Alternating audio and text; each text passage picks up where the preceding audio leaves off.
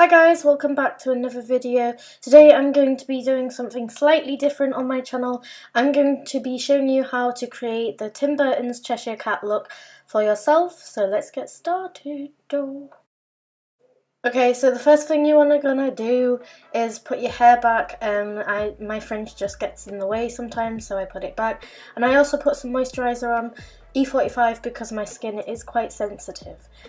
So what you're going to want to do first is sort of mark out where you want the cat eyes. They're going to be pretty big on your face because the Cheshire cat eyes are obviously very big and wide, and they're obviously like there to be shown in the night to scare little children like Alice.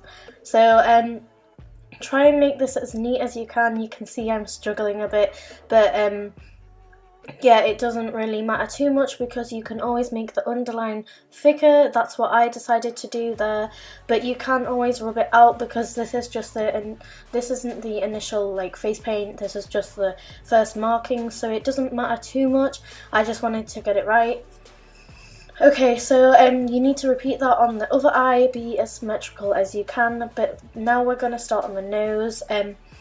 The bottom nose isn't actually going to be your nose, the bottom of the nose, but it's going to be up a bit.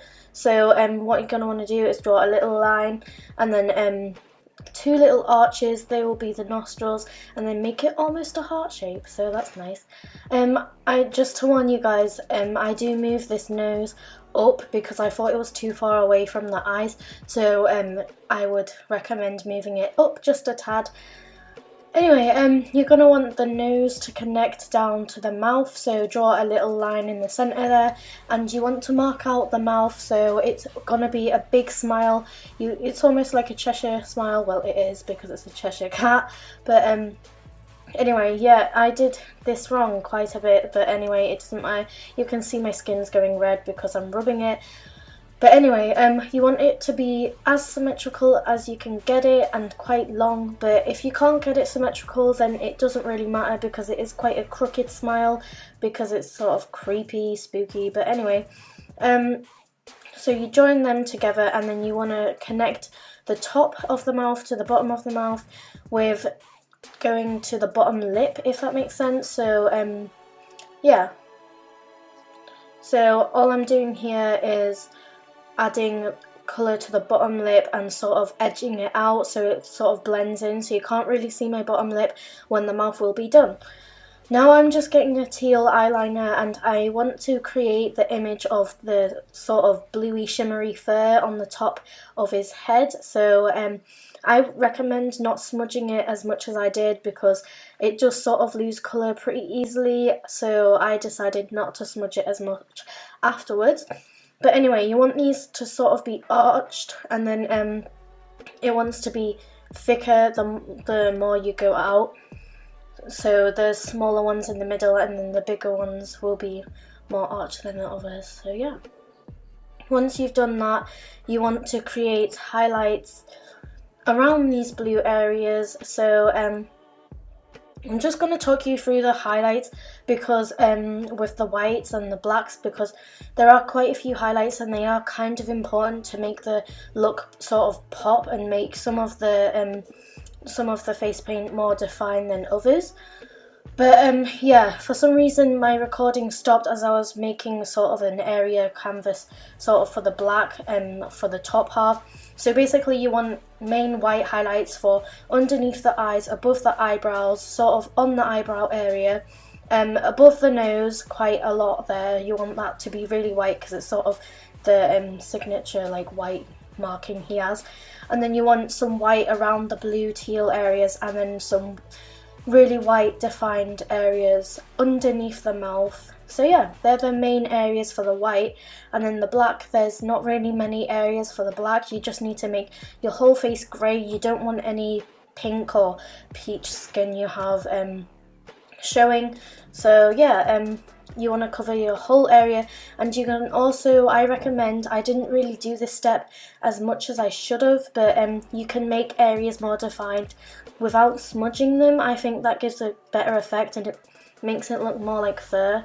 But anyway, black areas would probably be underneath the eyes as well, and in between the white bits.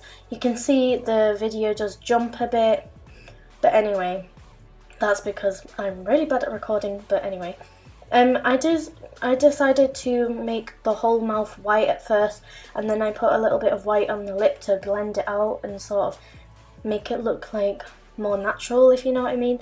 So once you've painted the whole of the mouth area white, you want to draw on the markings for the teeth. Again, it doesn't have to be perfect. His teeth are sort of jagged anyway, and they're all in different shapes, and it doesn't matter how thick you go because you're going to want to put like black in the background anyway, so it doesn't matter too much. But what I do suggest is putting 2 big ones near the edges and then making them smaller as they go in. So yeah, I'm just marking on the teeth now, and I'm making them 2 smaller than the others. I do add sort of a yellow face paint to the whiteness because I thought it looked a bit too white, but I think I added too much yellow, so you guys might want to watch out for that. But anyway, the face paints I am using, by the way, are from Snazzaroo. They are a really good company of face paints. I recommend using their face paints because their like face paints are so defined and they're really good for use, and they're really good at blending and all that stuff. So yeah, I'm marking out the teeth now, and it may look a bit confusing right now because it doesn't really look like the teeth, it just looks like random lines, but that will all change when I blacken it out. So I'm just blacking out the areas that obviously the teeth aren't in, so that's given the look of the smile. So I'm adding some yellow. I think I added a bit too much yellow, and it sort of smudged in with the black. That was a difficulty I had. I sort of, when I was smudging the yellow in, so I recommend probably mixing the white with the yellow first and then putting it on the teeth rather than smudging it and then it smudges the black. This bit is completely optional. You don't have to paint your neck, but for the look, I was in the parade being the Cheshire Cat because the theme was Alice in Wonderland, so I did my neck and ears. Now you're going to want to fill out the colour of the eyes. I'm doing a really dark green, and it doesn't really matter if you go over because you can always define the black images with the sort of, the paintbrush, so I did that. And then I realised I don't really want the nose to be the same colour as my skin, so I got a lip gloss that was just lying around. It was like a pink, but it sort of gave that wet effect of the nose. It was sort of shimmery, so I decided to just dollop that on my nose, and I think it looked good.